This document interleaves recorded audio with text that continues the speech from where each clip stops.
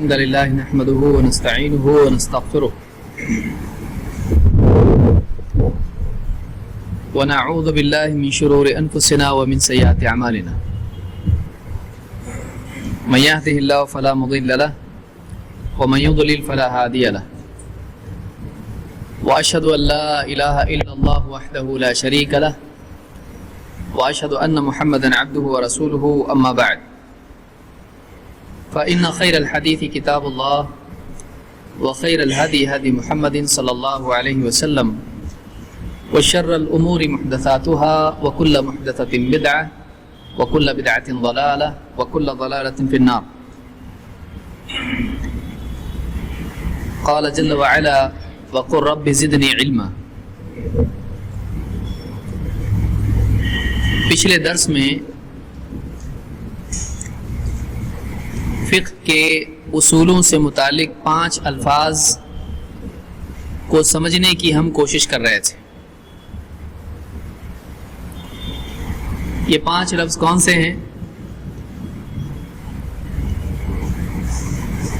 ایک عام، دوسرے خاص، پھر اس کے ضمن میں استثناء، الاستثناء، پھر اس کے بعد اور 2 لفظ ہیں مطلق اور مقید. یہ اگر نہیں سمجھ میں آتا ہے تو ایک آدمی بہت کنفیوز اس میں ہو سکتا ہے کہ مطلق، مقید، عام، خاص، استثناء یہ کیا ہے.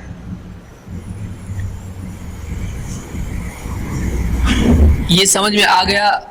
عام اور خاص سب کی سمجھ میں آ گیا؟ کیونکہ یہ سمجھنا بہت ضروری ہے.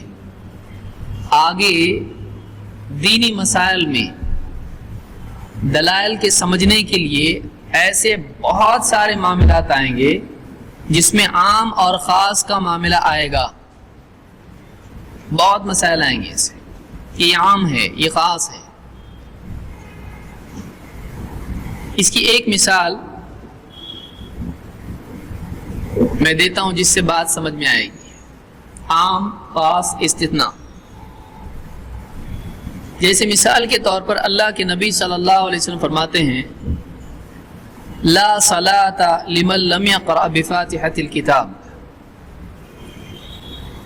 لا صلاۃ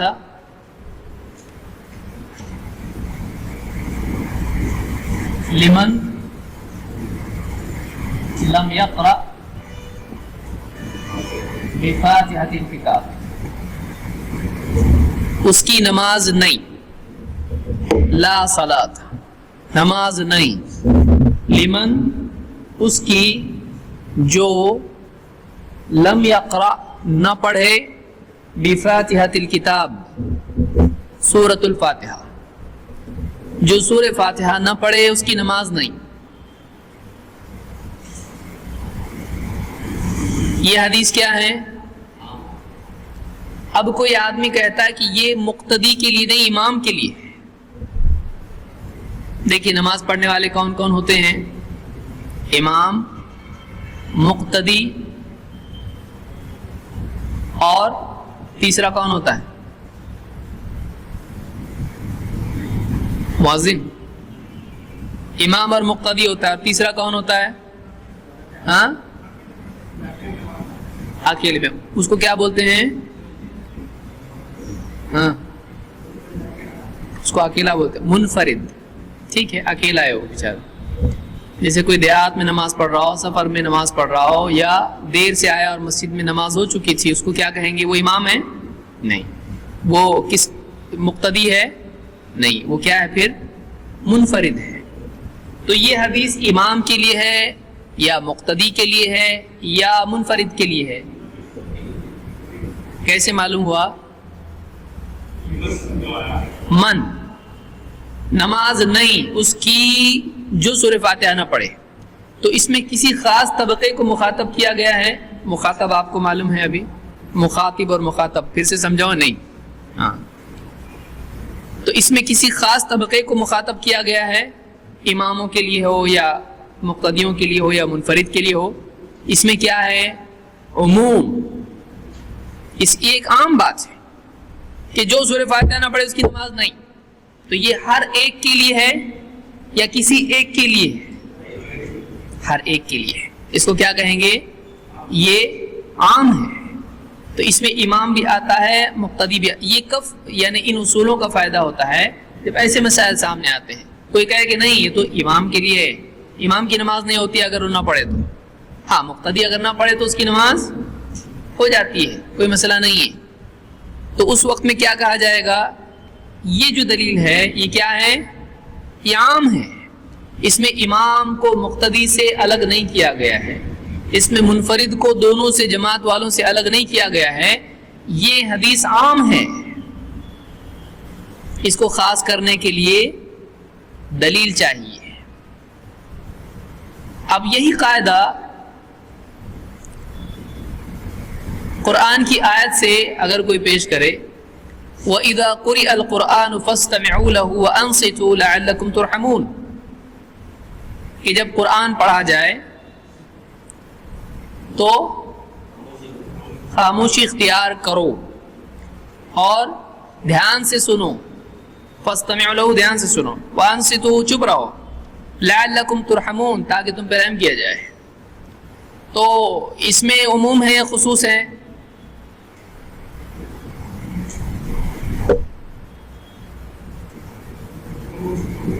کس سے خطاب ہے؟ عربوں سے ہے نا؟ نہیں، مردوں سے ہے. تو مقتدی قرآن سن رہا ہے، جو بھی قرآن سن رہا ہے اس کے لیے آیت ہو گئی کہ نہیں ہو گئی؟ تو قاعدے کے اعتبار سے کوئی آدمی یہاں یہ کہہ سکتا ہے کہ اس آیت میں یہ ہے کہ جب بھی کوئی بھی قرآن سنے اس کو کیا کرنا چاہیے؟ دھیان سے سننا چاہیے اور چپ رہنا چاہیے. تو اب مقتدی امام کے پیچھے جب ہوتا ہے تو کیا یہ اس پر لاگو ہوگی یا نہیں؟ عموم میں آپ نے کیا کہا؟ سب کے لیے ہے نا. تو جب مقتدی سب میں آتا ہے، کیا کہاں آتا ہے وہ؟ پبلک یہ سوچ رہی کہ اپنا مسئلہ جا رہا، وہ رہنے دو قاعدہ تمہارا. آپ مسئلے پہ مت سوچو، ابھی آپ پہلے اس اصول پہ سوچو. ورنہ آدمی پہلے سوچ رہا مسئلہ اپنا جا رہا، وہ اصول ہم کو نہیں بھی سمجھا تو کیا پڑھنے کا مسئلہ جا رہا ہمارا. اس آیت میں عموم ہے یا خصوص؟ الفاظ عام ہیں اس کے. جب بھی وَإِذَا، جب بھی قُرِئَ الْقُرْآن، قرآن پڑھا جائے، فَاسْتَمِعُوا لَهُ، کون دھیان سے سنو؟ کون؟ مرد، عورت، بچے، سب. وَأَنصِتُوا، اور چپ رہو. لَعَلَّكُمْ تُرْحَمُونَ، تاکہ تم پر رحم کیا جائے. خطاب کس سے ہے؟ عموم ہے. اس میں الفاظ میں کسی ایک کو بتایا گیا فلاں ابن فلاں یا فلاں لوگ، مقتدی امام، یہ کچھ نہیں اس میں. تو اس میں بھی کیا دکھائی دے رہا ہے؟ عموم. اب اس کے لیے ہم کو دیکھنا پڑے گا کہ قرآن کے عموم کو کوئی اور دلیل ہے جو اس کو خاص کرتی ہو، مقید کرتی ہو، کیا کرتی ہو. تو ہم کو حدیث ملتی ہے اللہ کے نبی صلی اللہ علیہ وسلم کی. اللہ کے رسول صلی اللہ علیہ وسلم نے فرمایا، ایک مرتبہ جب آپ نے فجر کی نماز پڑھی تو نماز کے بعد آپ نے صحابہ سے پوچھا کہ شاید تم امام کے پیچھے پڑھتے ہو، لعلکم تقرؤون خلف امامکم، شاید کہ تم امام کے پیچھے پڑھتے ہو. تو امام پڑھ رہا ہے اور پیچھے پبلک بھی، لوگ بھی مقتدی پڑھ رہے ہیں. صحابہ نے کہا کہ ہاں ہم پڑھتے ہیں. آپ نے کہا لا تفعلوا الا بفاتحة الكتاب فإنه لا صلاة لمن لم يقرأ بها، مت پڑھو سوائے سورۃ الفاتحہ کے، اس لیے کہ جو اسے نہ پڑھے اس کی نماز نہیں. تو کیا قرآن اس وقت میں سنا جا رہا تھا کہ نہیں؟ نماز کون سی تھی؟ اس عموم میں یہ نماز آ رہی کہ نہیں؟ مقتدی اور وہ سب آتے ہیں نا آیت میں. اب یہاں وہی کیس ہے، اس میں امام کے پیچھے مقتدی پڑھ رہے ہیں اور وہ سب پڑھ رہے ہیں، سورہ فاتحہ بھی پڑھ رہے ہیں اور اس کے علاوہ بھی پڑھ رہے ہیں، کیا وہ اس کے علاوہ پڑھ رہے تھے یا نہیں؟ پھر منع کس سے کیا اگر نہیں پڑھ رہے تھے تو؟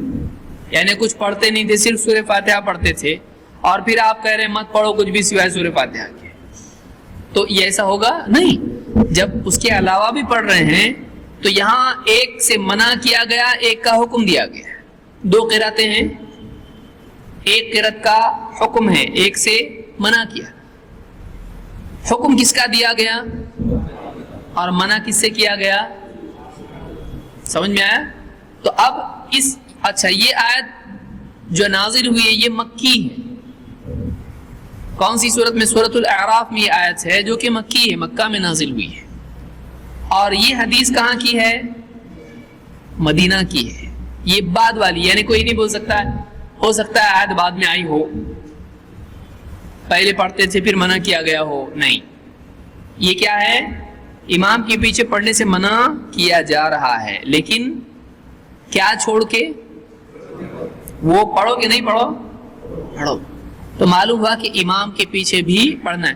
یہاں کیا ہے؟ حکم کس کے لیے ہے اور منع اس میں سے کس کا ہے؟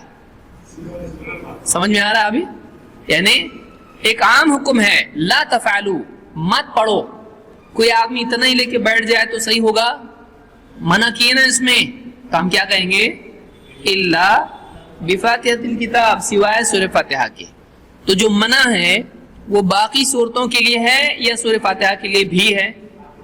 باقی صورت، کیونکہ استثناء بتا رہا ہے، سورہ فاتحہ کے لیے منع نہیں ہے، سورہ فاتحہ کے لیے منع نہیں ہے۔ تو اس طرح سے دلائل کو سمجھا جاتا ہے کہ وہ عموم ہے، اور ہم نے پچھلے درس میں کیا کہا تھا عموم اور خصوص کے بارے میں؟ عموم عموم ہوتا ہے، خصوص خصوص ہوتا ہے نا۔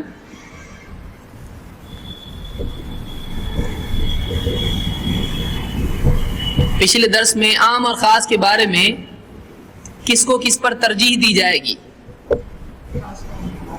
خاص کو عام پر ترجیح دی جائے گی۔ کون اس کو سمجھا کے مثال دے گا؟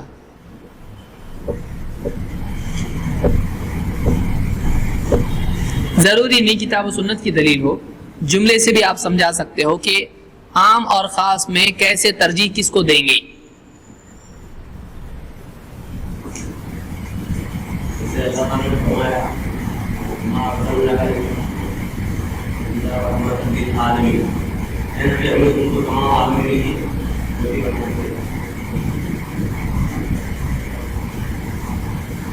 ترجمہ اس کا وہ نہیں ہے، اور دلیل یہاں کے لیے مناسب نہیں ہے، وہ استثناء نہیں ہے، اللہ ہمیشہ استثناء کے لیے نہیں آتا ہے، تاکید کے لیے بھی آتا ہے۔ جیسے قرآن میں، اب یہ دیکھیے دوسرا اصول، قرآن میں جسے اللہ نے کہا ان انت الا نذیر، اے نبی آپ تو بس ڈرانے والے ہو، خوشخبری دینے والے نہیں ہیں، تو یہاں تو الا نذیر ہے، آپ تو بس ڈرانے والے ہو، تو اس کا مطلب خوشخبری دینے والے ہے کہ نہیں ہے؟ دوسری جگہ آیا نا بشیرن و نذیرا، تو یہاں الا آیا، پھر تاکید کے لیے آتا ہے، اور اس پس منظر میں آپ لوگوں پہ داروغہ نہیں ہو، آپ کا کام صرف خبردار کرنا ہے، یہاں پس منظر میں ایسا الا ہے، تو آپ لوگوں کے لیے رحمت للعالمین بنا کر بھیجے گئے ہو، یہ تاکید کے لیے ہے، یہ نہیں کہ آپ اس کے سوا اور کچھ بنا کر بھیجے ہی نہیں گئے، ایسا نہیں، تو کبھی تاکید کے لیے بھی لاتا ہے۔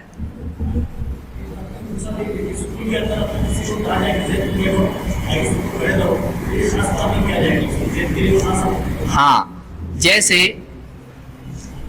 آپ لوگ ادھر ہو جاؤ، اگر ایسا کہوں تو سب مخاطب ہیں اس کے، آپ لوگ ایسے ڈر گئے ایک دم، ادھر ہو جاؤ ایسے بولے تو کون ہوگا؟ سب ہوں گے۔ کوئی ادھر آؤ تو کون ہوگا؟ ایک آئے گا، اور اگر نام لے کے بولوں تو صرف وہی آئے گا، اور اگر کہوں کہ فلاں کے سوا سب ادھر آ جاؤ یا سب آ جاؤ فلاں کو چھوڑ کے، یہ کیا ہو جائے گا؟ استثناء. یہ خاص ہی کی ایک شکل ہے استثناء. تو جب خطاب سب سے ہوتا ہے تو ہر ایک کو وہ کرنا ہوتا ہے. جیسے اگر کہا جائے نام لکھ کے دے دو تو کون کون دے گا نام؟ سب لوگ اپنے اپنے نام لکھ کے دیں گے. تو اس میں خطاب کس سے ہے؟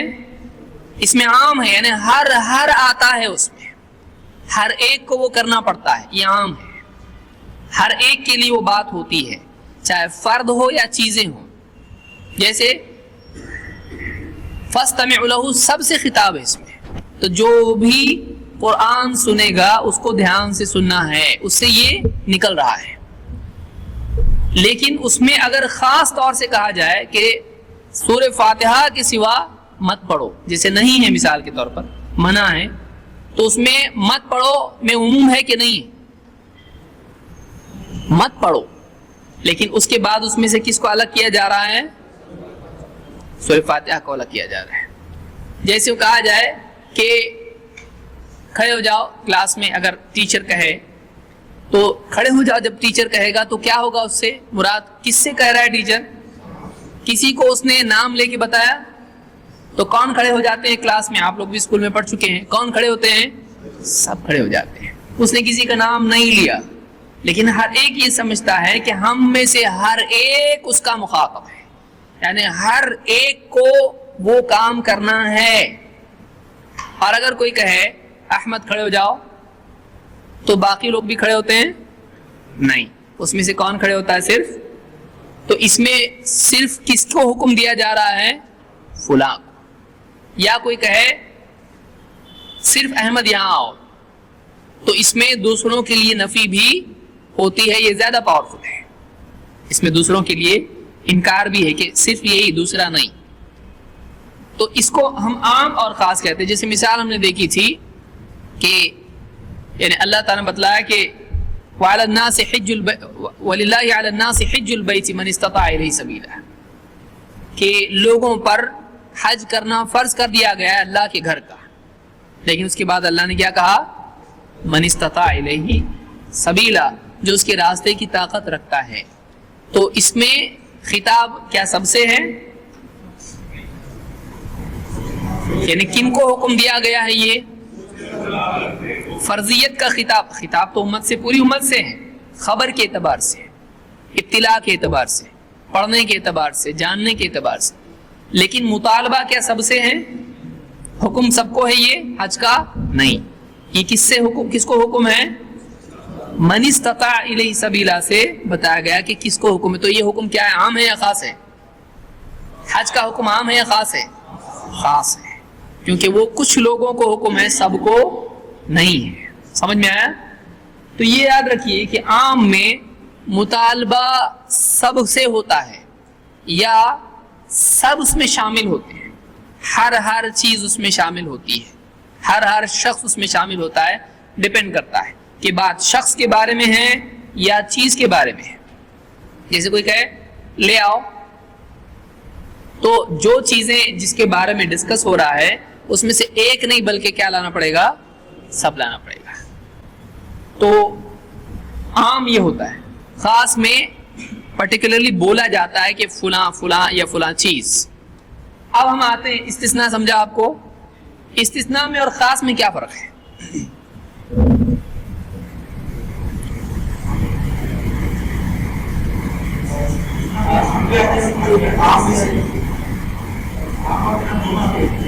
کس میں؟ خاص میں. عام اور خاص دونوں آتے ہیں. کس میں؟ کس میں؟ عام میں کس چیز کو الگ کیا جا رہا ہے؟ وہ کیا؟ ہاں آپ لوگوں کی آواز اینڈ میں چھوٹی کیوں ہو جاتی ہے؟ استثناء میں عام کو خاص سے الگ کیا جاتا ہے اور عام اور خاص میں ایک کیا جاتا ہے. پھر فرق کیا ہو؟ فرق کہاں؟ وہی تو ہوا. پھر ہوا نہیں فرق.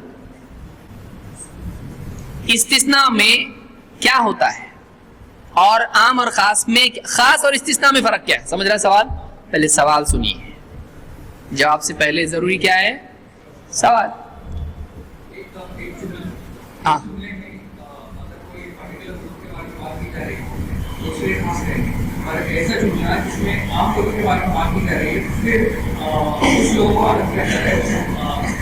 سمجھ میں آیا؟ عام اور خاص. خاص کے بارے میں وہ ایک انڈیپینڈنٹ جملہ ہوتا ہے. زید ادھر آؤ، یہ کیا ہے؟ یہ خاص ہے، اس میں سوائے اس کے ایسا کچھ ہے. لیکن استثناء میں کیسا آتا ہے؟ زید کو چھوڑ کے سب جاؤ باہر، اس کی ابھی دھلائی ہونے والی ہے. تو اب یہاں کیا ہوا؟ باقی کے لیے ایک حکم ہے، اس میں سے ایک کو الگ کیا گیا ہے. یہ کیا ہے؟ استثناء ہے. تو خاص کے لیے باقی کا کنسرن اتنا بڑا نہیں ہوتا ہے، وہ ایک انڈیپینڈنٹ حکم ہوتا ہے، اور باقی سب سمجھ رہے ہوتے ہیں کہ سب کے لیے نہیں ہے، یہ اس کے لیے ہے. اور استثناء میں یہ ہوتا ہے کہ سب کے بارے میں ایک بات بتا کر ایک کو اس میں سے الگ کیا جاتا ہے. یہ ہوتا ہے استثناء. سمجھا؟ بہت بڑا کوئی فرق ہے؟ اینڈ میں بات وہی ہوتی ہے. جیسے کوئی یہ کہے زید ادھر آؤ، یہ کیا ہوا؟ خاص. اور کوئی مت آؤ زید کے سوا، تو یہ کیا ہوگا؟ تو یہ مطلب یعنی اس طرح کا فرق ہوتا ہے. تھوڑا اور حکم کے اعتبار سے فرق اس میں ہو سکتا ہے جو ابھی ہم کو نہیں دیکھنا ہے. اب ہم آتے ہیں مطلق اور مقید پر. مطلق میں اور مقید میں کیا فرق ہے؟ اس سے پہلے ہم یہ دیکھیں گے کہ عام میں اور مطلق میں کیا فرق ہے، کیونکہ ہم کو یہ پانچوں کا سمجھنا ہے اپنے کو. ایک تو یہ کہ عام اور خاص میں آپ نے سمجھا، اور استثناء میں اور خاص میں آپ نے فرق سمجھا. ٹھیک، یہ میں اتنا زیادہ اس کو اس لیے سمجھا رہا ہوں. یہ نہیں سمجھا تو پہلے سے زیادہ بری حالت ہو جائے گی کہ پہلے کچھ معلوم ہی نہیں تھا. اور آدھا علم لا علمی سے زیادہ خطرناک ہوتا ہے. مشین بنانے نہیں آتی اپنے کو تو آدمی بولے گا میرے کو نہیں آتی، آپ بناؤ. لیکن آدھی بنانے آتی تو آنکھ کھولنے کے بعد میں بگاڑ کے پھر دوسرے کو بلائے گا. تو یہ عام اور خاص اور استثناء ہم نے دیکھا. فنش. اب آگے بڑھتے ہیں. اب ہم دیکھیں گے عام اور مطلق میں کیا فرق ہے، اور مطلق اور مقید میں کیا فرق ہے. ٹھیک ہے، پہلے ہم دیکھتے ہیں مطلق اور مقید میں کیا فرق ہے، آسانی سے ہم جائیں گے آگے. مطلق میں ایک چیز کا مطالبہ ہوتا ہے بغیر اس کی تعیین کے، بغیر اس کی قید لگائے. اور مقید میں قید کے ساتھ ہوتا ہے. مقید آپ سمجھ سکتے ہیں، مطلق اطلقہ چھوڑ دینا. صاحب یہ آئے کہ میں اس کو چھوڑ کے اونٹ کو اللہ پہ بھروسہ کروں یا باندھ کے، تو اطلقہ لفظ وہاں آیا ہے. تو اطلقہ کا مطلب ہوتا ہے کھلا چھوڑ دینا، باندھنا نہیں، قید نہیں لگانا، اس میں کوئی کنڈیشن نہیں لگانا. اور مقید میں کیا ہوتا ہے؟ اس میں کوئی کنڈیشن لگانا. مثال کے طور پر کوئی کہے ایک موبائل یہاں لاؤ، تو یہاں پر کیا سارے موبائل جمع کرنے پڑیں گے؟ اور اگر میں یوں کہوں کہ نوٹس جمع کرو تو کیا کریں گے؟ تو یہاں پر عموم میں یہ ہوتا ہے کہ سب جمع ہوتا ہے، سب شامل ہوتے ہیں، ہر ایک کو کرنا پڑتا ہے. یہ کس میں ہوتا ہے؟ عموم میں. لیکن مطلق میں الگ ہوتا ہے. مطلق میں کیا ہوتا ہے؟ کسی ایک سے خطاب ہوتا ہے، لیکن کون اور قید کچھ نہیں ہے اس میں. جیسے میں کہوں ایک موبائل لاؤ یہاں پہ، تو اس میں کتنے موبائل دینے پڑیں گے؟ اور اگر میں کہوں موبائل جمع کرو تو اب کیا ہوگا؟ تو موبائل جمع کرو کیا ہے؟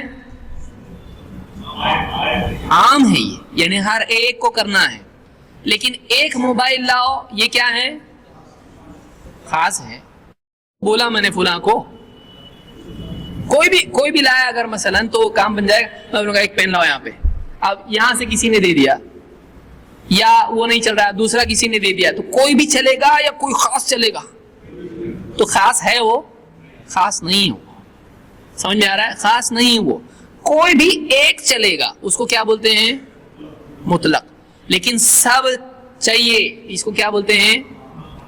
تو عموم میں معاملہ شمولی ہوتا ہے, لیکن مطلق میں معاملہ بدلی ہوتا ہے.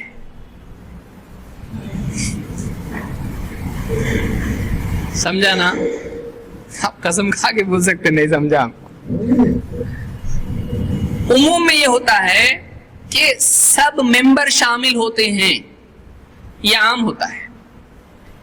لیکن جب ہم مطلق والا معاملہ کسی چیز میں ہوتا ہے, اس میں کوئی بھی ایک ہوتا ہے, اس کو کیا کہتے ہیں؟ مطلق, کوئی بھی ایک. اور خاص میں کیا ہوتا ہے؟ وہ.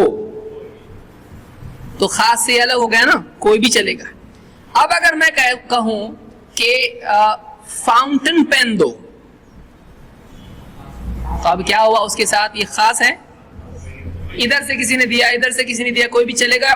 خاص نیلے رنگ کا فلانے کا اور اس کا, یہ خاص ہے؟ خاص ہے یا عام ہے یا مطلق ہے؟ مقید ہے. یہ میں نے کیا کیا ابھی؟ کوئی بھی پین چلے گا, پین کے ساتھ میں نے کیا کیا؟ ایک قید لگائی. کون سی قید؟ نوکیا کا موبائل لاؤ, گیا نوکیا. یا میں نے کہا موبائل لاؤ, تو اب یہ کیا ہوا؟ ایک موبائل لاؤ. یہ کون سا ہوگا؟ میں بہت آسانی سے سمجھانے کی کوشش کر رہا ہوں, یہ ایسا کتاب میں نہیں تھا موبائل کا, لیکن آپ کو سمجھ میں آئے گا. اگر میں یوں کہوں کہ ایک موبائل لاؤ, تو کیا کوئی بھی آدمی اگر موبائل دے تو کام ہو جائے گا؟ اس کو کہتے ہیں مطلق. کیا اس میں سب کے موبائل جمع کرنے کی ضرورت ہے؟ کوئی ایک چل جائے گا, اس کو کیا کہتے ہیں؟ مطلق. لیکن سب کے موبائل جمع کرو کی طرف اشارہ اگر ہے, جیسے کہوں کہ پرچے بانٹو, تو کیا ہوں گے؟ کتنے پرچے بانٹو پوچھے گا کوئی آدمی, اس کا مطلب کیا ہوگا؟ بانٹو. پیمفلیٹ بانٹو آپ نے دیے, تو کیا مطلب ہوا اس کا؟ وہ عام ہے. جیسے کوئی کہے کہ جو بھی مسجد میں آئے اس کو یہ چیز دے دو, یہ پیمفلیٹ دے دو اس کو, یہ چیز, یہ پرچہ دے دو اس کو, نوٹس دو اس کو, جو کورس میں آئے گا اس کو نوٹس ملیں گے. یہ کیا ہے؟ ہاں عام ہے, نہیں ہے نا, خاص ہے, مطلق ہے. یعنی کسی ایک کو ملے گا, سب کو نہیں ملے گا.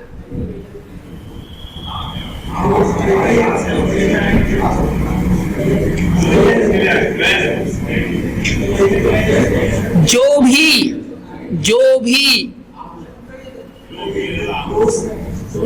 دیکھیے آپ پوری دنیا کا سوچ رہے ہیں.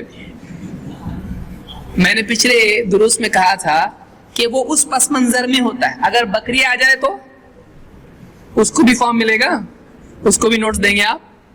تو یہ اس کانٹیکسٹ میں ہے, سمجھ میں آ رہی بات؟ تو وہ عام ہے.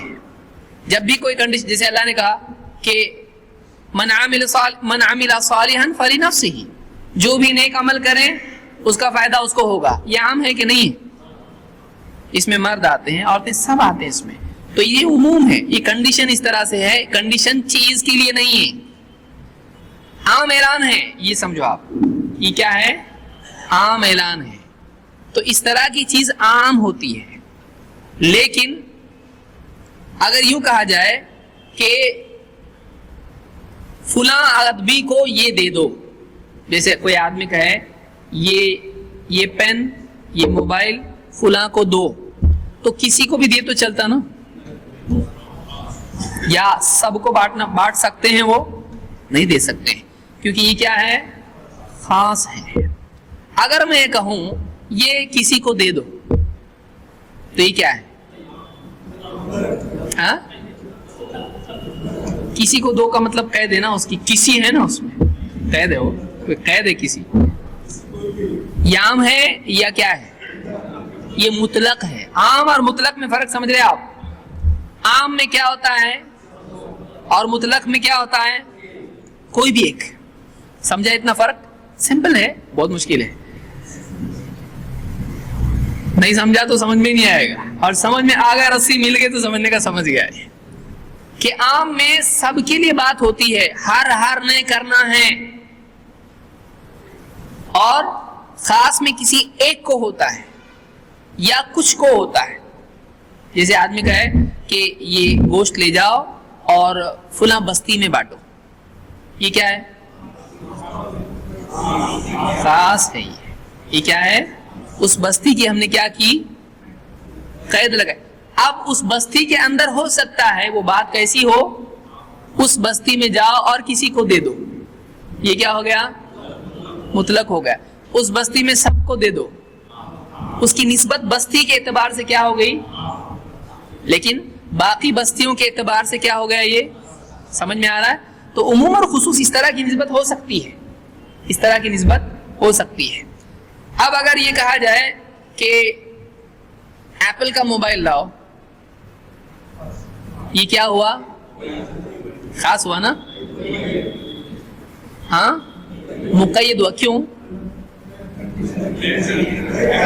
मोबाइल में क्या हो गई? एक कंडीशन और जमा हो गई, तो वो अब एक खास मोबाइल हो गया। लेकिन वो कंडीशन के साथ कोई भी मोबाइल चलेगा, किसी का भी, अगर कोई भी एक दे दे एप्पल का मोबाइल तो काम हो जाएगा। तो ये इस एतबार से क्या है? मुतलक है। या सबके जमा करने पड़ेंगे एप्पल के मोबाइल? सबके जमा करने पड़ेंगे? नहीं। एप्पल के मोबाइल जमा करो, सैमसंग के मोबाइल जमा करो, ये क्या है? जितने भी मोबाइल हैं सब जमा करो, क्या होगा? आम होगा। लेकिन अगर कैद उसमें लगाते हैं तो क्या हो जाएगा? खास होगा। समझ में? इस एतबार से अगर कोई आदमी कहता है कि ऐसा कलम दो जिसकी स्याही नीली हो,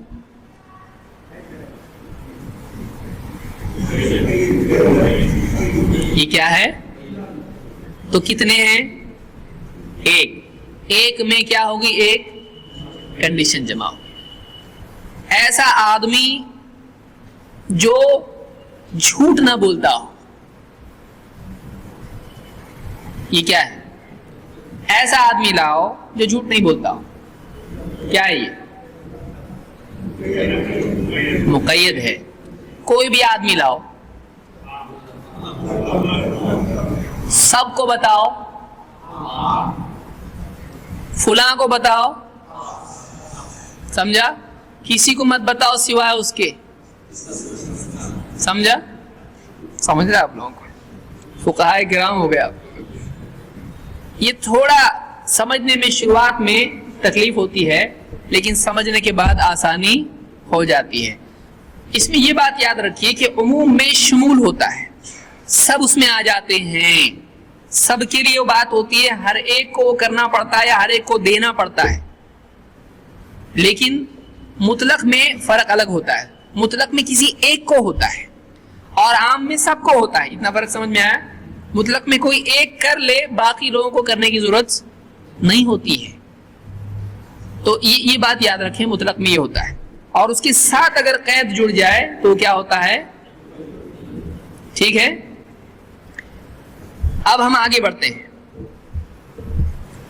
जैसे अल्लाह ताला ने कुरान करीम में फरमाया, तहरीरु रक़बतिन मिन क़ब्ल अन यतमास्सा। मुख्तलिफ अहकाम के सिलसिले में हम पूरी तफसील उसकी नहीं जिक्र करूंगा। दो मिसालें उलमा ने इसके ज़िम्मन में दी हैं कि एक गर्दन छुड़ाना, छूने से पहले, बीवी से सोबत से पहले एक गर्दन छुड़ाना।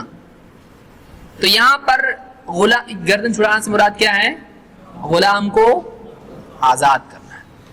तो क्या सारे गुलामों को आजाद करना पड़ेगा?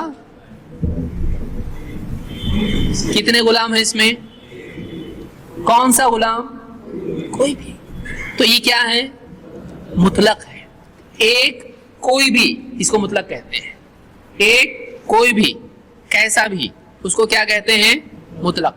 सब आम होता है। तो आम और मुतलक में लोग कंफ्यूज होते हैं।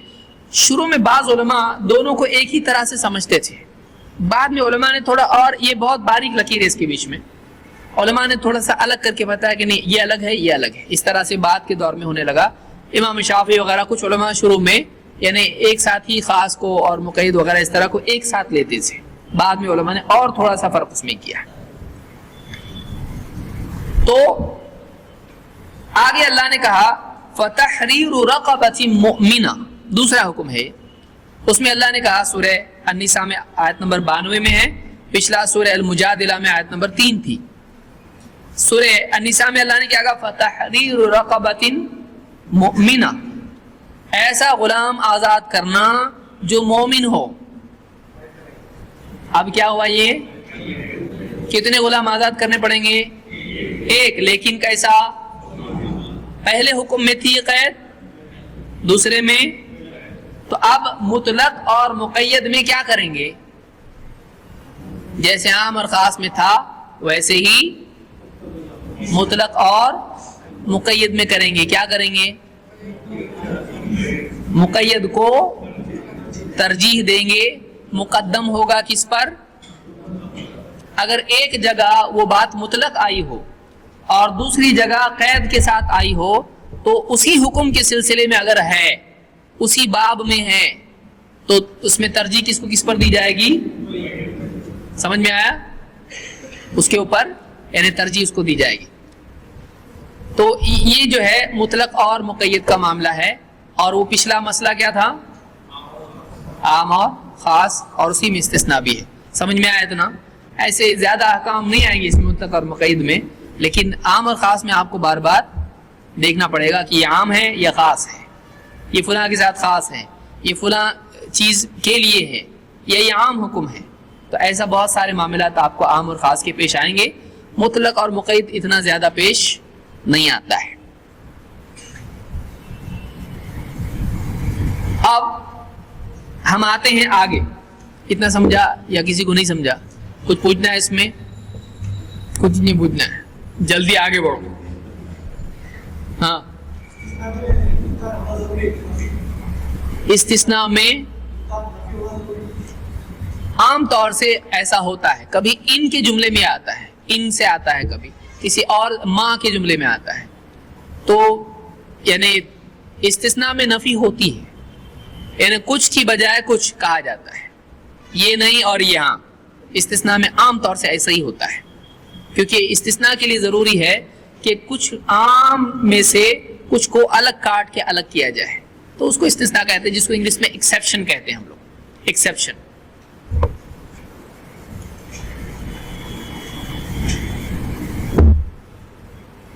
اب ہم آتے ہیں نسخ کی طرف.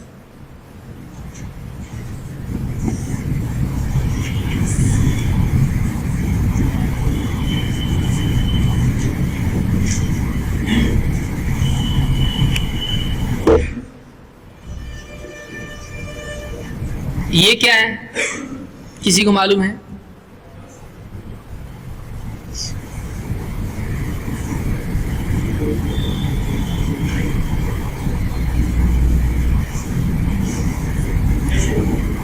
کیا ہے؟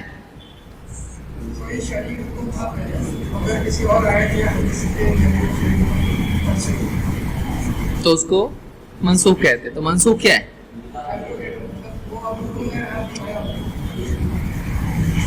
نسخ کے معنی ہوتے ہیں ہٹانے کے. ہاں، ناقص وہ الگ ہے، وہ نقص ہے.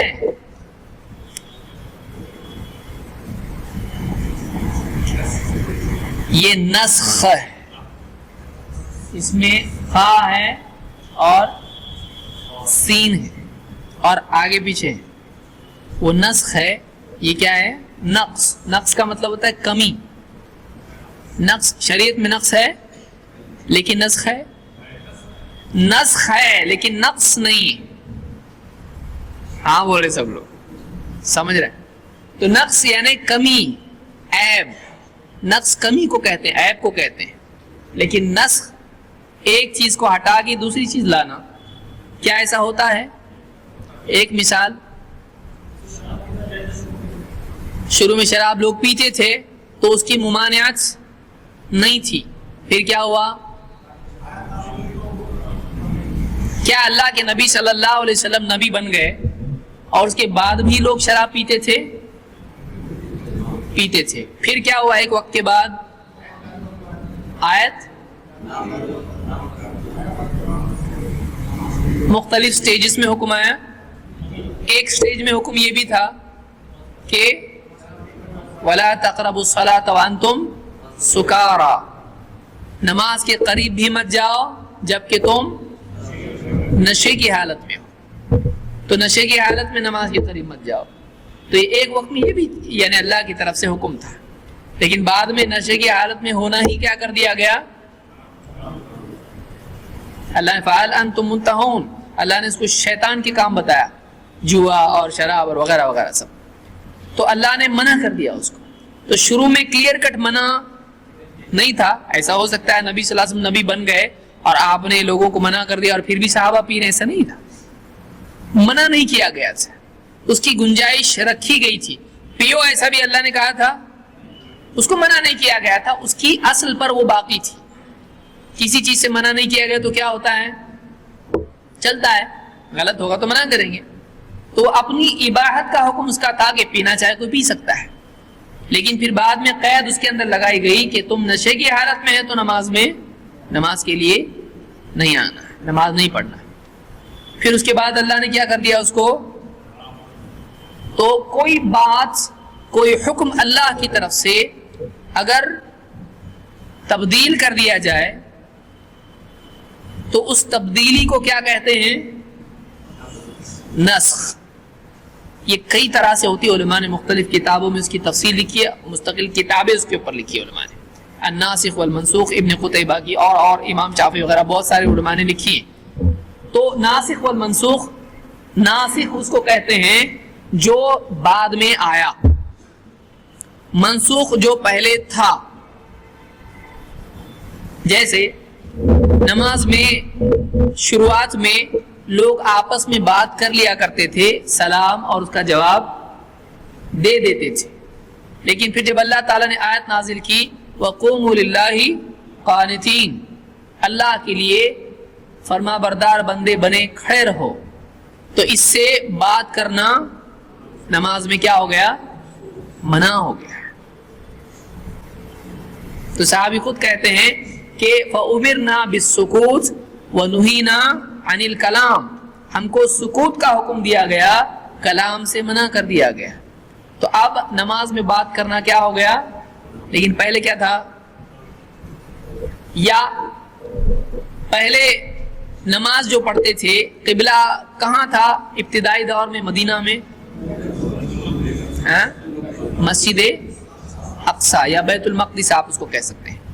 تو یہ کس نے بتایا تھا کرنے کے لیے؟ اللہ کے رسول صلی اللہ علیہ وسلم. اور آپ کو یا اپنے طور پر آپ کر رہے تھے؟ اللہ نے آپ کو بتایا تھا، لیکن پھر بعد میں کیا ہو گیا؟ قبلہ تبدیل ہو گیا. فَوَلِّ وَجْهَكَ شَطْرَ الْمَسْجِدِ الْحَرَامِ، اللہ نے کہا آپ اپنا چہرہ مسجد حرام کی طرف کر لیجئے. تو اب پچھلی چیز سے اب کیا ہو گیا؟ قبلہ. تو پچھلا حکم بھی کس کا تھا اور یہ حکم بھی کس کا ہے؟ تو اس تبدیلی کو کیا کہتے ہیں؟ نسخ. اب مسجد اقصی بھی قبلہ تھا اور مسجد حرام ہے کہ نہیں ہے؟ یا اجمیر ہے؟ تو مسجد حرام آج ہمارا قبلہ ہے اور کل ہمیشہ کے لیے ہے. وہ اس میں ابھی کچھ نسخ ہونے والا ہے. کوئی بابا آگے کرنے والے ہیں، کوئی بابا کعبہ کو بدل نہیں سکتا ہے. اب مسجد اقصی ناسخ ہے یا منسوخ ہے؟ قبلہ منسوخ ہے. اور ناسخ کیا ہے؟ مسجد حرام کی طرف رخ کرنا کیا ہے؟ اور مسجد اقصی کی طرف رخ کرنا نماز میں. سمجھ میں آیا کیوں ایسا؟ کوئی آدمی یہاں یہ کہہ سکتا کہ اللہ کے یہاں چینج کب کرتے ہیں ہم لوگ؟ غلطی ہو گئی بھائی ایسا جیسے، تو ابھی میں صحیح کرتا ہوں تو غلطی ہونے سے چینج کرتا ہے نا آدمی. پہلے امپروو کرنے میں بھی چینج ہوتا ہے کہ پہلے ایسا کرتا تھا، اب سمجھ میں آنے اس سے اچھا اور طریقہ ہے تو پھر اب ایسا کر رہا ہوں، تو پچھلا کیا کر دیا، ہاں پہ امپروو ہے نا، پروموشن ہو گیا آپ کی. تو آدمی کو معلوم پڑتا ہے کہ ویسا نہیں ایسا. تو کیا ناسخ منسوخ میں اللہ کے لیے یہ بات مانی جائے گی؟ کیا اللہ کے علم میں ترقی ہوتی ہے؟ ترقی نہیں ہوتی. آپ کے علم میں ہوتی ہے اور اللہ کے علم میں نہیں ہوتی. ہاں اللہ کیوں، آپ کیا کہیں گے اس میں؟ یعنی اللہ کے علم میں ترقی سے آپ انکار کر رہے ہیں اور آپ ترقی کرتے ہیں اللہ کے علم میں نہیں. ترقی ناقص سے کمال کی طرف ہوتی ہے. تو اللہ کے لیے ترقی نعوذ باللہ ماننے کے لیے کیا تسلیم کرنا پڑے گا؟ جو کہ کیا ہے؟ کفر ہے. اللہ کے لیے نقص کا ماننا کفر ہے. اللہ کے لیے نقص کا ماننا، نسخ نہیں نقص. یہ تو بولیں گے آپ ہی بتا رہے ہیں، آپ ہی اینڈ میں دوسرا بول رہے. نسخ نقص، تو نقص ماننا اللہ کے لیے کیا ہے؟ اللہ کی ذات اور صفات میں کوئی، ہمارے یہاں نقص بولتے ہیں اس کو، وہ نقص نہیں ہے، وہ کیا ہے؟ نقص. بنقص ایسا آتا ہے.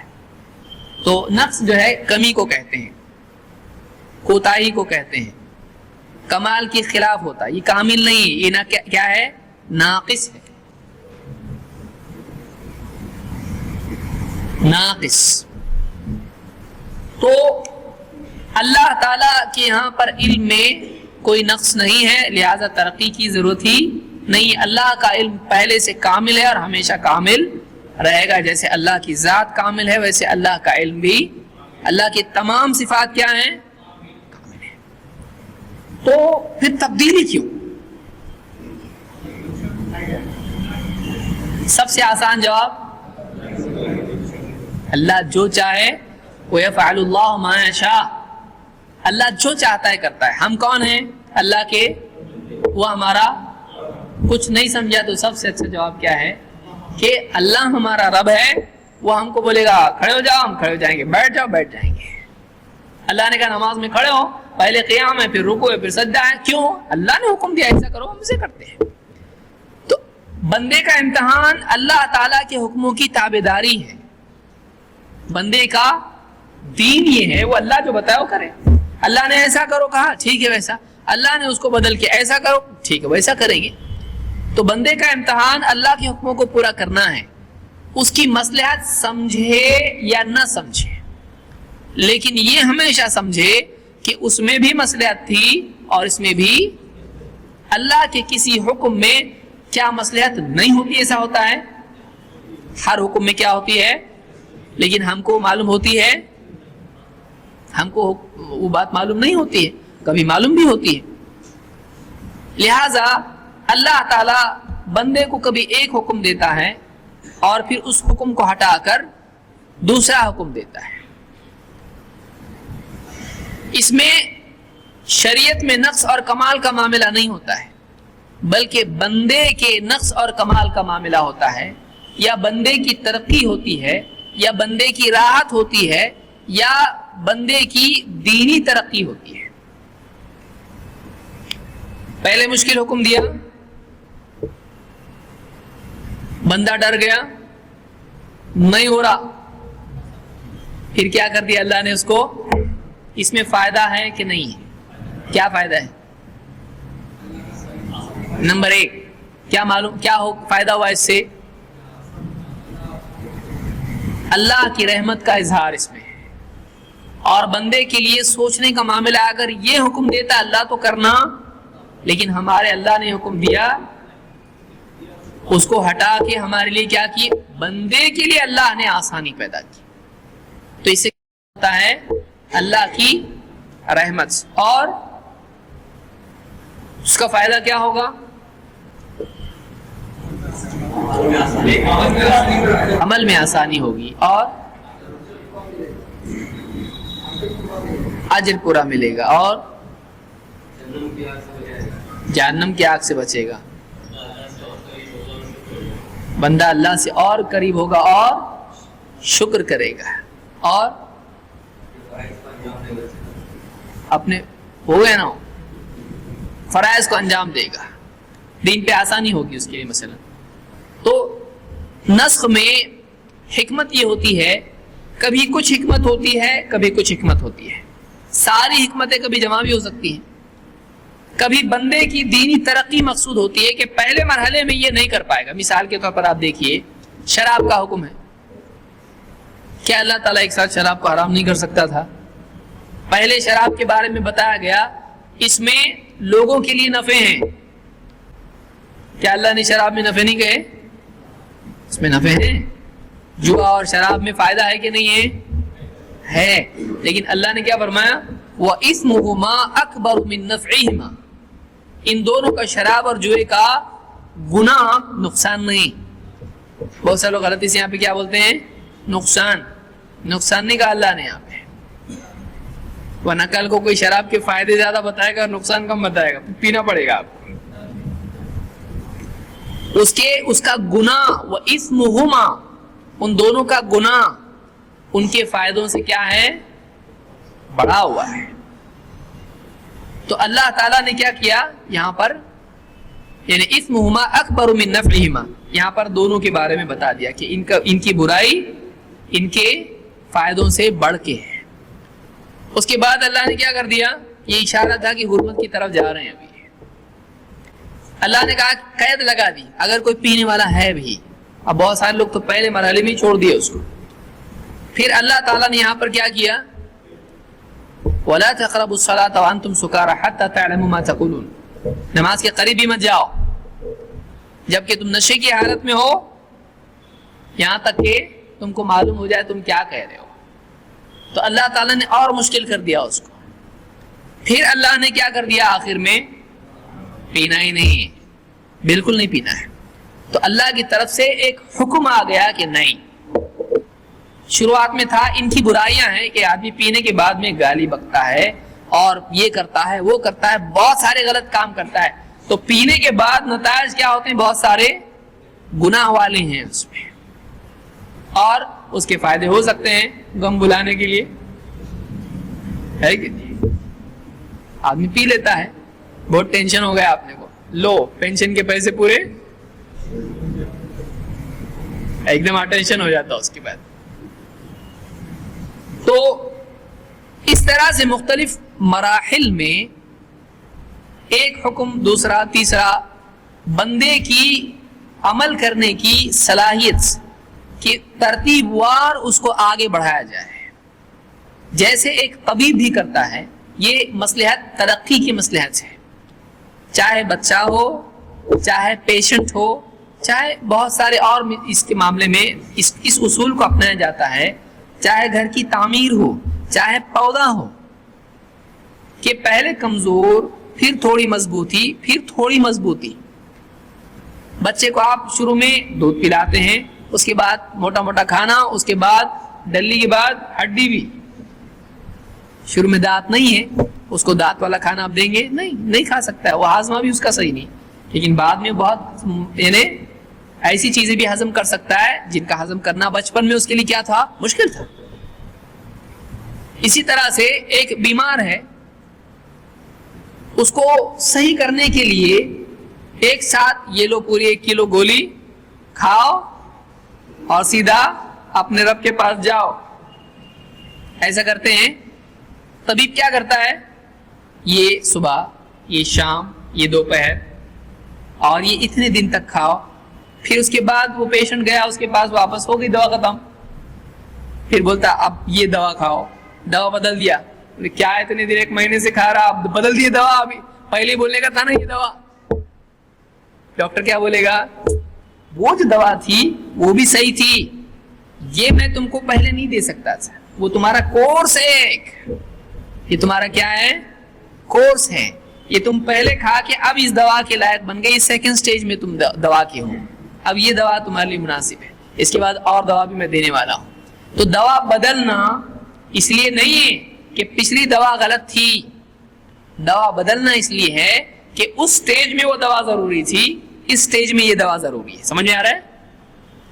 دنیا میں عام معاملات اللہ تعالیٰ سب سے زیادہ جاننے والا ہے.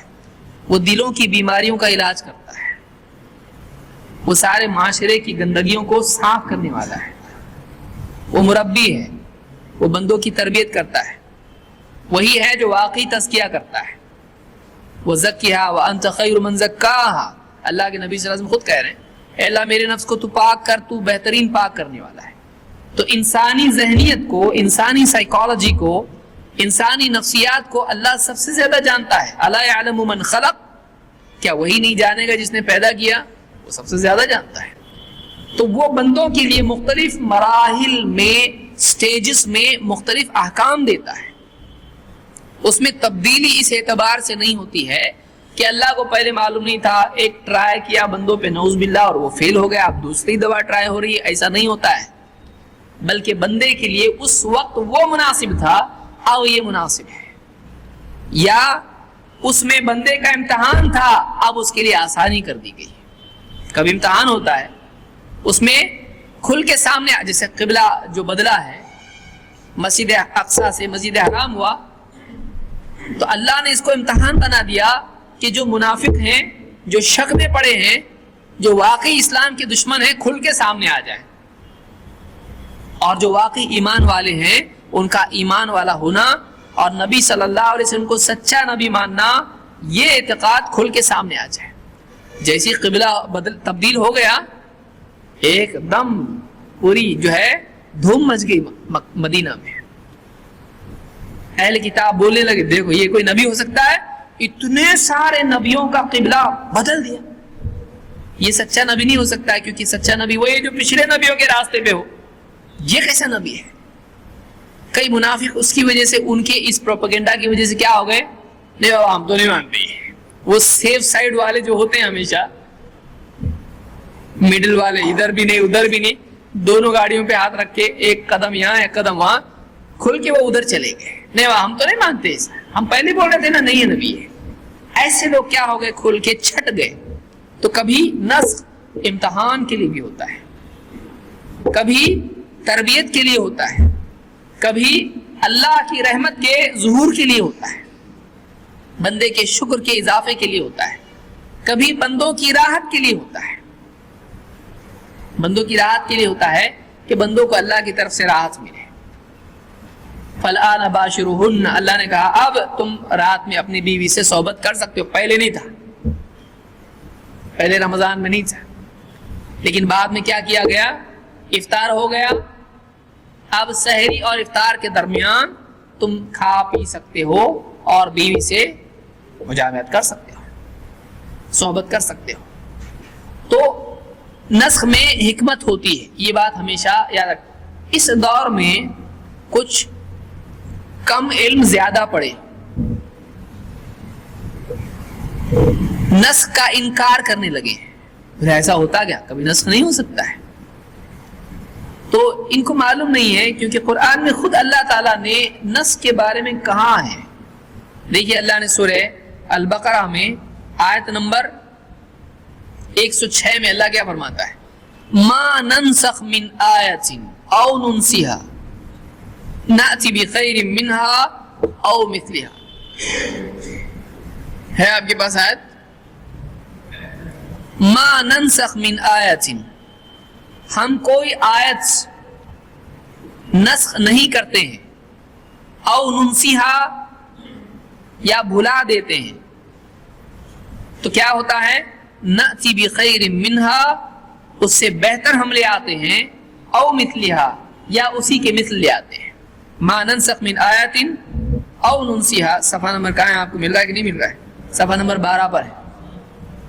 ما ننسخ من آیت او ننسیہا نأتی بخیر منہا او مثلہا, ہم جب کوئی آیت منسوخ کر دیتے ہیں یا اسے بھلا دیتے ہیں تو اس سے اچھی یا اس جیسی دوسری آیت لے آتے ہیں. اس سے ایک بات یہ بھی معلوم ہوئی کہ قرآن کی ایک آیت دوسری سے زیادہ فضیلت والی ہوتی ہے. ہوتی ہے کہ نہیں ہوتی ہے, نہیں ہوتی. سب سے عظیم آیت کون سی قرآن کی, آیت الکرسی. اور سب سے افضل سورت کون سی ہے, سورہ یاسین ابھی کہاں ہے؟ سورۃ الفاتحہ، سورۃ الفاتحہ۔ سورہ یاسین کی بھی حدیث ہے لیکن وہ حدیث کیا ہے؟ ضعیف ہے۔ سورہ یاسین قرآن کا دل ہے، حدیث صحیح نہیں ہے۔ تو سورہ یاسین کی اپنی ایک فضیلت ہے اور قرآن کی تمام سورتوں کی اپنی ایک فضیلت ہے۔ وہ اللہ کا کلام ہونے کے اعتبار سے دوسرے تمام کلاموں پر فضیلت رکھتا ہے، لیکن اللہ کا کلام بعض پر بھی، بعض لوگوں نے اس کا بھی انکار کیا، لیکن علماء نے کہا یہ حدیث ہے، اس کا کیا کریں گے؟ تم کو زیادہ معلوم کہ نبی کو زیادہ معلوم۔ اور یہاں بھی اللہ نے کیا فرمایا؟ نأتی بخیر منہا او مثلہا، اس سے بہتر کوئی آیت لے آتے ہیں یا اسی کی طرح کوئی آیت لے آتے ہیں، اس سے بہتر کوئی حکم لے آتے ہیں یا اسی کی طرح کوئی حکم لے آتے ہیں۔ دوسرا، کیا اللہ کا ایک حکم دوسرے سے بہتر ہو سکتا ہے؟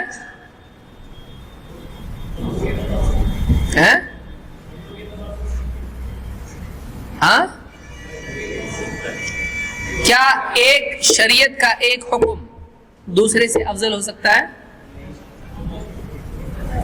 ہو سکتا ہے؟ نہیں ہو سکتا نا؟ یعنی نماز سے افضل کچھ ہے ہی نہیں، یا نماز کسی سے افضل ہے ہی نہیں، کلمہ کسی سے افضل نہیں ہے، سب برابر ایک دم۔ استنجا کے لیے پانی لینا ویسے ہی جیسے کلمہ پڑھنا، صحیح ہے؟ دونوں میں افضل ہے کہ کچھ ہے افضل کہ نہیں ہے؟ نماز اور روزے میں کیا افضل ہے؟ وَاعْلَمُوا أَنَّ خَيْرَ أَعْمَالِكُمُ الصَّلَاةُ، جان لو کہ تمہارے اعمال میں سب سے بہتر عمل کیا ہے؟ تو اللہ کے احکام میں کوئی حکم جو ہے یہ کیا ہوتا ہے؟ دوسرے سے زیادہ اہم ہو سکتا ہے کہ نہیں ہو سکتا ہے؟ حافظوا علی الصلوات والصلاة الوسطى وقوموا للہ، نمازوں کا خیال رکھو، ان کی حفاظت کرو، اور خاص طور سے درمیانی نماز کی، کون سی؟ عصر کی نماز کی۔ تو اللہ نے ساری نمازوں کا حکم دیا کہ ان کا خیال رکھو، اور خاص طور سے تو اسپیشل خیال کسی کا کہا کہ نہیں؟ ہاں، تو یہ زیادہ اہمیت کا کیا ہے؟ حامل ہے۔ سمجھ میں آیا؟ قیامت کے دن سب سے پہلے کس عمل کا حساب لیا جائے گا؟ باقی عمل نہیں، اس سے پہلے کس کا؟ نماز کا۔ تو اللہ کے احکام میں بعض پر فوقیت رکھتے ہیں بندوں کی نسبت سے۔ اللہ تعالیٰ رب ہے، جو چاہے حکم دے، لیکن اللہ کے احکام میں بھی مراتب ہوتے ہیں اس کی اہمیت اور فضیلت کے اعتبار سے۔ تو اللہ نے کہا کہ ما ننسخ من آیت او ننسیہا نأتی بخیر منہا او مثلہا، ہم کوئی آیت اگر منسوخ کر دیتے ہیں، ہم جو بھی آیت منسوخ کرتے ہیں تو یا او ننسیہا، یا اسے بھلا دیتے ہیں۔ تو دو طرح سے معاملہ ہوتا تھا۔ کبھی ایسا ہوتا تھا کہ کوئی آیت قرآن میں باقی رکھی جاتی تھی اور اس کے بعد دوسری آیت آتی تھی، پچھلا حکم ختم ہو جاتا تھا، نیا حکم باقی رہتا تھا۔ جیسے شراب کے سلسلے میں جو آیتیں ہیں قرآن میں ہے کہ نہیں؟ ابھی ہے، آج بھی وہ، لیکن اس کا حکم کیا ہو گیا؟ ابھی منسوخ ہو گیا ہے کہ اب کوئی آدمی پی کے نہیں آ سکتا ہے نماز کے لیے، یا کہہ نہیں سکتا ہے جو قرآن میں ہے نا، نشے کی حالت میں نماز کے لیے مت آؤ، تو نشہ چلتا ہے تو کر سکتا ہے کوئی آدمی ہے؟ اب قرآن میں نماز کے سلسلے میں ہو یا اس کے علاوہ ہو، شراب پینا، نشہ حرام کر دیا گیا ہے۔ کبھی ایسا ہوتا تھا کہ آیت ہی بھلا دی جاتی تھی، یعنی اللہ کے نبی صلی اللہ علیہ وسلم اور صحابہ سب کو آیت اللہ بھلا دیتا تھا جو اللہ ہی نے نازل کی تھی، وہ علم کیا ہو جاتا تھا؟ بھلا دیا جاتا تھا۔ کوئی آدمی کہ اس میں کیا مصلحت ہے؟ کیا مصلحت ہے؟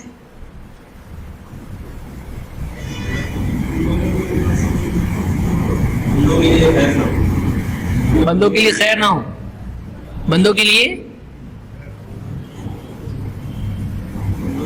بھلانے میں اللہ نے کیوں کہا؟ او ننسیہا، قرآن میں اللہ نے کہا یا ہم بھلا دیں، تو بھلانے میں کیا مصلحت ہے بھائی؟ ہاں اللہ کی مرضی. جواب نمبر 1 پرماننٹ جواب ہے, صحیح جواب ہے ایک دم.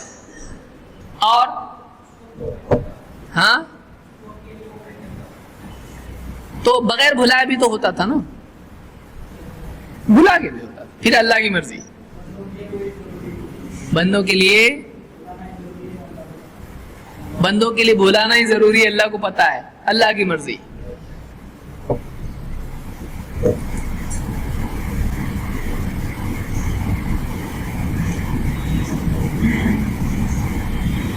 اللہ تعالیٰ بھولتا نہیں ہے. وما کان ربک نسیا, بندوں کا اور اللہ کا فرق ہے. اللہ اس پر بھی قدرت رکھتا ہے کہ اللہ کوئی چیز, کتنی چیزیں معلوم ہوتی اس میں. اللہ تعالیٰ بندوں کو کچھ بھلانے پر قادر ہے کہ نہیں؟ میموری, سائنسداں بولتے بندہ کچھ بھی بھولتا نہیں. سائنسداں کیا بولتے ہیں؟ چلتے پھرتے جو بھی آواز آپ سن رہے, گاڑی کی آواز ہے, چیل کووں کی آواز ہے, راستے سے جو بھی نیلا پیلا دکھ رہا آپ کو, سب یاد رہتا. خواب بھی یاد رہتے کہ نہیں؟ یعنی ہوش کا بھی یاد رہتا اور بے ہوش کا بھی. آدمی نیند میں وہ بھی یاد رہتا, آدمی کو خواب بھی یاد رہتا, پھر کچھ بھول جاتا, کچھ یاد رہتا ہے. لیکن اللہ تعالیٰ اس پر قدرت رکھتا ہے کہ اللہ تعالیٰ یادداشت میں سے بھی کوئی چیز نکالتے ہیں. تو یہ کیا ہوا, ہم کو اللہ کی قدرت معلوم ہوئی کہ اللہ تعالیٰ اس پر بھی قادر ہے. بندے اور رب کا فرق معلوم ہوا کہ اللہ کی صفات میں سے ہے وما کان ربک, تیرا رب, لیکن بندوں کے لیے وہ چیز نہیں ہے. بندے بھولتے اور اللہ بھلاتا بھی ان کو. اللہ بھلانے پر قدرت رکھتا ہے. اور کچھ چیزیں اللہ تعالیٰ یادداشت میں سے ہی نکال دے تو اللہ اس پر بھی قادر ہے. قیامت کے دن بھی دلوں میں سے اللہ تعالیٰ, ایمان والے بندوں کے دلوں میں اگر کوئی چیز تھی, آپس کی خلش تھی, اللہ تعالیٰ اس کو کیا کر دے گا, وَنَزَعْنَا مَا فِي صُدُورِهِم مِّن غِلٍّ, ان کے دلوں میں اگر کوئی غل تھا, ایک دوسرے کے لیے کھوٹ اور ناراضگی اور خلش ایسی تھی, اللہ اس کو کیا کر دے گا, نکال دے گا. تو اللہ یادداشت میں سے بھی کچھ نکالنے پر کیا ہے, قادر ہے. اور اللہ کی مصلحت اللہ جانتا ہے کہ اللہ تعالیٰ کیوں بھلاتا ہے. تو ما ننسخ من آیت, کوئی آیت ہم منسوخ کر دیتے ہیں یا اس کو بھلا دیتے ہیں, نأتی بخیر منہا, اس سے بہتر کوئی آیت لے آتے ہیں, او مثلہا, یا اسی کے مثل کوئی اور آیت لے آتے ہیں. تو یہ معلوم ہوا ایک گیا حکم اور دوسرا حکم آیا اس سے بہتر یا اسی کی طرح, یا ایک بھلا ہی دیا گیا اور اس کی جگہ دوسرا آیا. اس کو کیا کہتے ہیں, اس کو نسخ کہتے ہیں. کہ ایک حکم گیا, ایک آیت گئی, ایک بات بھلا دی گئی اور اس کی جگہ دوسری بات آئی, تو اس کو کیا کہتے ہیں, اس کو نسخ کہتے ہیں. پرانا منسوخ اور نیا ناسخ ہوتا ہے. تو یہ کس سے ثابت ہوا, کہاں سے ثابت ہوا, یہ قرآن سے. اگلے درس میں انشاءاللہ ہم اس کی تفصیل اور اس سلسلے میں مزید کچھ باتیں دیکھیں گے, اس کے بعد اور آگے بڑھیں گے انشاءاللہ. اقول قولی ھذا واستغفر اللہ لی ولکم.